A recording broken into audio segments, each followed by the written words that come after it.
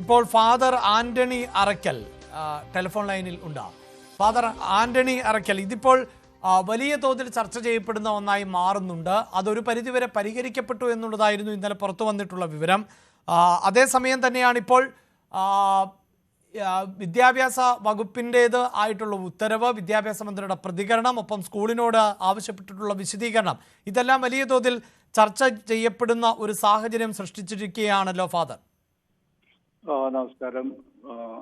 രണ്ട് കാര്യങ്ങളാണ് എനിക്കിതിൽ പറയാനുള്ളത്. ഒന്ന്, ഏകദേശം ഇതിന്റെ ഇപ്പോ ഇദ്ദേഹം പറഞ്ഞതുപോലെ തന്നെ ഒരു പരിഹാരം ആയി. അതിന് പാരന്റിന് പറഞ്ഞു ഞങ്ങളിങ്ങനെ വന്നോളാം എന്ന് പറഞ്ഞ സമയത്താണ് വീണ്ടും ഇതൊരു ചർച്ച ചെയ്യുന്ന അവസ്ഥയിലേക്ക് വന്നിരിക്കുന്നത്. അത് കാരണം വിദ്യാഭ്യാസ മന്ത്രി പറഞ്ഞ കാര്യങ്ങളാണ്. പക്ഷെ വിദ്യാഭ്യാസ മന്ത്രിനെ ഞാൻ വിളിച്ചപ്പോൾ അദ്ദേഹം പറഞ്ഞത് അദ്ദേഹത്തിന് കിട്ടിയ റിപ്പോർട്ടിന്റെ അടിസ്ഥാനത്തിലാണ് അദ്ദേഹം പറഞ്ഞത്. അപ്പോൾ റിപ്പോർട്ട് കൊടുത്തത് ആരാണ് എന്നും റിപ്പോർട്ട് കൊടുത്ത ആളുടെ ബൈറ്റൊന്ന് നിങ്ങൾ എടുക്കുന്നത് വളരെ നന്നായിരിക്കും. എന്തുകൊണ്ട് ഇങ്ങനെ ഒരു ഇത് കൊടുത്തു എന്നുള്ളത് കൃത്യമായിട്ട് നിങ്ങൾ ചോദിക്കേണ്ട ആവശ്യമുണ്ട്. രണ്ടാമത്തെ കാര്യം എന്ന് വെച്ച് കഴിഞ്ഞാൽ, ഇപ്പൊ അല്ല, താങ്കൾ വിദ്യാഭ്യാസ മന്ത്രിയുമായി ബന്ധപ്പെട്ടപ്പോൾ എന്തു പറഞ്ഞു എന്നാണ് ഒന്നുകൂടി വ്യക്തമാക്കാമോ? ഇവിടുന്ന് കിട്ടിയ DDന് കിട്ടിയ റിപ്പോർട്ടിന്റെ അടിസ്ഥാനത്തിലാണ് അദ്ദേഹം അങ്ങനെ പ്രതികരിച്ചു എന്നാണ് അദ്ദേഹം പറഞ്ഞത്. അതായത് ഇവിടുന്ന് നൽകിയ റിപ്പോർട്ട് പ്രകാരം സ്കൂളിന്റെ ഭാഗത്ത് നിന്ന് വീഴ്ചയുണ്ടായിട്ടുണ്ട് അല്ലേ? വീഴ്ച ഉണ്ടായിട്ടുണ്ടെന്നുള്ളതല്ല, ഇവിടുന്ന് കിട്ടിയ റിപ്പോർട്ടിന്റെ അടിസ്ഥാനത്തിലാണ് അദ്ദേഹം പ്രതികരിച്ചത്. ഫാദർ എപ്പോഴാണ് വിദ്യാഭ്യാസ മന്ത്രിയെ ബന്ധപ്പെട്ടത്? രാവിലെ ഏകദേശ സമയം ഒരു 8 മണിയായിട്ടുണ്ടാവും. ആ സമയത്ത് ഈ റിപ്പോർട്ടിന്റെ അടിസ്ഥാനം, യെസ്, അങ്ങനെയെങ്കിൽ താങ്കളൊന്ന് തുടരുക. ഞങ്ങളുടെ പ്രതിനിധി VV അരുണും കൂടി ചേരുന്നുണ്ട്. അരുൺ നേരിട്ടാണല്ലോ വിദ്യാഭ്യാസ മന്ത്രിയോട് സംസാരിച്ചത്. മന്ത്രി പറഞ്ഞത് സർക്കാർ നിലപാടിൽ മാറ്റമൊന്നുമില്ല, സർക്കാരിന് നേരത്തെയും ഇത്തരത്തിൽ തന്നെയാണ് നിലപാട്. അതായത് ഹിജാബ് ധരിച്ചുകൊണ്ട് വരണമെങ്കിൽ വരണം, അങ്ങനെയുള്ള കുട്ടിയെ വിലക്കിയത് ശരിയല്ല എന്ന് തന്നെയല്ലേ അരുൺ പറഞ്ഞത്?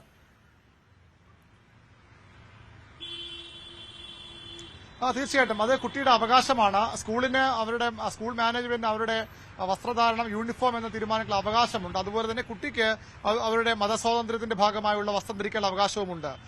ആ നിറത്തിൽ എന്തെങ്കിലും വ്യത്യാസം വരുത്തണമെങ്കിൽ, ഹിജാബിന് നിറത്തിൽ വ്യത്യാസം വരുത്തണമെങ്കിൽ മാനേജ്മെന്റ് നിർദ്ദേശിക്കാം. അതിനപ്പുറത്തേക്ക് കുട്ടി കൃത്യമായ അവകാശമുണ്ട്, അത് സംരക്ഷിക്കാൻ തന്നെയാണ് സർക്കാർ നിലപാടെടുത്തത്.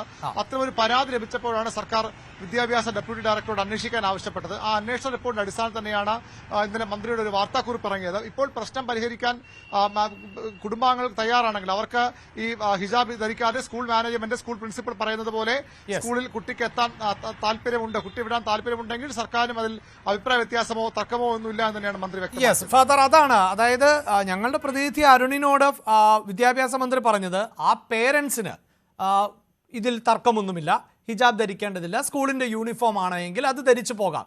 അല്ല, ആ പേരൻസ് ആവശ്യപ്പെടുന്നു ഹിജാബ് ധരിച്ചുകൊണ്ട് തന്നെ ആ കുട്ടി ആ സ്കൂളിൽ വരണമെന്നുള്ളതാണ് രക്ഷിതാക്കളുടെ ആവശ്യമെങ്കിൽ അതിനൊപ്പം എന്നാണ് മന്ത്രി പറയുന്നത്. അങ്ങനെയെങ്കിൽ എനിക്കൊരു ചോദ്യം തിരിച്ചു വിടാം. ബുർക്ക ധരിച്ചു കഴിഞ്ഞാൽ അനുവദിക്കുമോ? കേട്ടില്ല. ബുർക്ക ധരിച്ച് ഒരു കുട്ടി സ്കൂളിൽ വരികയാണെങ്കിൽ വിദ്യാഭ്യാസ മന്ത്രി അവരെ അനുവദിക്കുമോ? അത് മന്ത്രിയാണ് പറയേണ്ടത്, എനിക്ക് പറയാൻ സാധിക്കില്ല. അതിപ്പോൾ പലതരത്തിലുള്ള, അല്ല, ഫാദർ ചോദിച്ചതിനോട് വിയോജിപ്പല്ല ഞാൻ പറയുന്നത്. ഓരോ മതസ്ഥരും അവരുടേതായ വേഷവിധാനങ്ങൾ തുടരുന്നുണ്ട്, അതെല്ലാം സർക്കാർ അംഗീകരിക്കുമോ എന്ന് സർക്കാർ പറയട്ടെ. അത് പറയട്ടെ. പക്ഷെ കോടതി വിധി കൃത്യമായിട്ട് 2018 പറഞ്ഞിട്ടുണ്ട്. ആ കോടതി വിധി നിങ്ങൾ കൃത്യമായിട്ട് വായിക്കേണ്ടത് കൂടിയല്ലേ? കേരള ഹൈക്കോടതിയുടെ വിധിയുണ്ട്. അതായത് ക്രൈസ്റ്റ് നഗർ കോളേജ് സ്കൂളിലെ വസ്ത്രധാരണ വിഷയത്തിലെ ഉത്തരവാണോ താങ്കൾ ഉദ്ദേശിക്കുന്നത്? ഏതാണ്? ക്രൈസ്റ്റ് നഗർ സ്കൂളിൽ ഇത്തരത്തിൽ വസ്ത്രം ധരിക്കണമെന്ന ആ ഉത്തരവിനെ കുറിച്ചാണോ താങ്കൾ പറയുന്നത്? അതെ, അതിൽ കൃത്യമായിട്ട് പറഞ്ഞിട്ടുണ്ട് എങ്ങനെയാണ് സ്കൂളിൽ വരേണ്ടതെന്നുള്ളതിനെ കുറിച്ച് കൃത്യമായിട്ട് അതിൽ പറഞ്ഞിട്ടുണ്ട്. പിന്നെ DDന്ന് വിളിച്ചു കഴിഞ്ഞപ്പോ അവര് ത്രട്ടൺ ചെയ്യുന്ന രീതിയിൽ കാര്യങ്ങൾ പറയുന്ന രീതിയിലേക്ക് പോകുന്നുണ്ട്. നിങ്ങൾ ഇങ്ങനെ അനുവദിച്ചെങ്കിൽ മാത്രമേ നല്ല റിപ്പോർട്ട് ഞങ്ങൾ കൊടുക്കുകയുള്ളൂ എന്നുള്ള രീതിയിൽ പറയുമ്പോൾ അത് ഒരു എന്താണ് ഗവൺമെന്റിന്റെ സ്റ്റാൻഡാണെന്ന് എനിക്ക് തോന്നുന്നില്ല. അതായത് ഉദ്യോഗസ്ഥന്റെ ഭാഗത്ത് നിന്ന് ഈ സംഭവത്തിൽ വീഴ്ച പറ്റിയിരിക്കുന്നു എന്നാണോ ഫാദർ പറയുന്നത്? ഞാൻ സംശയിക്കുന്നുണ്ട്. അതായത് വിദ്യാഭ്യാസ ഡെപ്യൂട്ടി ഡയറക്ടറിന്റെ ഭാഗത്ത് നിന്നുണ്ടായ വീഴ്ചയാണ് ഈ പ്രതിസന്ധിക്ക് കാരണം എന്നാണ് താങ്കൾ പറയുന്നത്? അതെ. അതായത് പറയും. കാരണം ഒരു സ്കൂളിന് അതിന്റെ നിയമം അനുസരിച്ച് മുന്നോട്ട് പോകാനുള്ള അവകാശം കൂടി ഉള്ളപ്പോ അങ്ങനെയല്ല, ഇതാണ് നിയമം എന്ന് അവർ മറിച്ച് പറയുന്നത് ഹൈക്കോടതി വിധിയെ കൂടി വെല്ലുവിളിക്കുന്നതിന് തുല്യമല്ലേ? അതായത് ഈ ഹൈക്കോടതിയുടെ വിധി എന്ത് എന്നറിയാത്ത റിപ്പോർട്ടാണ് വിദ്യാഭ്യാസ ഡെപ്യൂട്ടി ഡയറക്ടർ സർക്കാരിന് നൽകിയത്. അതായിരിക്കാം ഈ പ്രതിസന്ധിക്ക് കാരണം എന്നുള്ളതാണ് അല്ലേ? അതാണ് കാരണം. യെസ്. എന്തായാലും ഈ സ്കൂളിനോട് ഇതിൽ വിശദീകരണം തേടിയിട്ടുണ്ടല്ലോ, അക്കാര്യങ്ങൾ താങ്കൾക്ക് അറിയാമോ? ഈ സ്കൂൾ ഇതിൽ വിശദീകരണം നൽകുക, അത്തരം കാര്യങ്ങൾ ആശയവിനിമയം നടന്നിട്ടുണ്ടോ? ഒരു ഇമെയിൽ വന്നു എന്നാണ് ഞാൻ കേട്ടത്, പക്ഷെ എന്റെ കണ്ടന്റിലേക്ക് ഞാൻ പോയിട്ടില്ല. അപ്പോൾ സ്വാഭാവികമായും ഇതിപ്പോൾ ഈ ഉദ്യോഗസ്ഥരുടെ ഭാഗത്ത് നിന്ന് ഈ സ്കൂളിനെതിരെ കൂടുതൽ നടപടികൾക്കുള്ള സാധ്യതയോ അത്തരം ഏതെങ്കിലും തരത്തിലുള്ള സാധ്യത താങ്കൾ കാണുന്നുണ്ടോ? ഈ നടപടികള് ഹൈക്കോടതി വിധിക്ക് മുകളിലായിട്ട് ചെയ്യാനുള്ള ഒരു രീതി കേരളത്തിൽ ഉണ്ടോ എന്ന് എനിക്കറിയില്ല. ഇല്ല. കാരണം ഹൈക്കോടതി വിധി കൃത്യമായിട്ട് പറയുകയും ഇതിന്റെ ഇപ്പോഴത്തെ രീതിയിൽ സുപ്രീം കോടതിയിൽ ഡിവിഷൻ ബെഞ്ചിൽ 2 രീതിയിലുള്ള വിധി വരികയും ഹയർ ബെഞ്ചിന് വിട്ടിരിക്കുന്ന ഒരു സാഹചര്യത്തിൽ അതിന് മുകളിൽ ഒരു തീരുമാനം എടുക്കാനായിട്ട് DDക്കോ അല്ലെങ്കിൽ ഇപ്പോഴത്തെ മന്ത്രിസഭയ്ക്കോ പറ്റില്ല. അല്ലെങ്കിൽ അവർ നിയമം രണ്ടാമത് എഴുതേണ്ടല്ലേ ചെയ്യേണ്ടത്? അതെ, നിയമനിർമ്മാണം നടത്തണം. അത് നടന്നിട്ടില്ല എന്നാണ് ഇപ്പോൾ എനിക്ക് തോന്നുന്നത്. ഈ ഒരു മന്ത്രിയുടെ പ്രസ്താവനയും ഉത്തരവും ഒക്കെ ഈ വിദ്യാഭ്യാസ മേഖലയിൽ വലിയ തോതിലുള്ള ആശയക്കുഴപ്പങ്ങൾ സൃഷ്ടിക്കില്ലേ? ഇപ്പോൾ തന്നെ ആ കുട്ടി ഇന്നിപ്പോൾ സ്കൂളിൽ വന്നിട്ടില്ല എന്നുള്ളതാണ്. അതിന് കാരണം ആരോഗ്യ പ്രശ്നം എന്നതാണ്. അത് തന്നെയാണോ എന്നതിലൊക്കെ വ്യക്തത വരേണ്ടതുണ്ട്. പക്ഷേ ഈ മന്ത്രിയുടെ വാക്കുകൾ വലിയ തോതിൽ ആശയക്കുഴപ്പമല്ലേ സൃഷ്ടിക്കുന്നത്? അതായത് ഒരു കുട്ടിക്ക് ഹിജാബ് ധരിച്ചു വരണമെങ്കിൽ വരാം, അതിൻ്റെ നിറമൊക്കെ എങ്ങനെയായിരിക്കണമെന്ന് സ്കൂൾ തീരുമാനിച്ചാൽ മതി എന്ന് പറയുമ്പോൾ അല്ല, അതിന് എനിക്ക് ഉത്തരമല്ല ഉള്ളത്, ചോദ്യമാണുള്ളത്. ബുർക്ക ധരിച്ചു വരുന്നവർക്ക് അവർക്ക് അനുവാദം ഇല്ലെന്നാണ് എന്റെ ചോദ്യം. കാരണം ബുർക്ക ധരിക്കുന്നത് ബുർക്ക ധരിച്ചു വന്നോ എന്നൊരു കുട്ടി പറഞ്ഞു കഴിഞ്ഞാൽ എന്ത് ബേസിൽ പറ്റില്ല എന്ന് നമുക്ക് പറയാൻ പറ്റും. ശരി. എന്തായാലും കോടതിയിൽ നിന്ന് ഇതിൽ നിന്ന് വ്യത്യസ്തമായി, അതായത് ഈ സർക്കാർ ഇത്തരത്തിലൊരു പിടിവാശിയിലേക്ക് പോയാൽ KCBCക്ക് അടക്കം കോടതിയെ വീണ്ടും സമീപിക്കേണ്ടതായ ഒരു സാഹചര്യം സൃഷ്ടിക്കുമോ?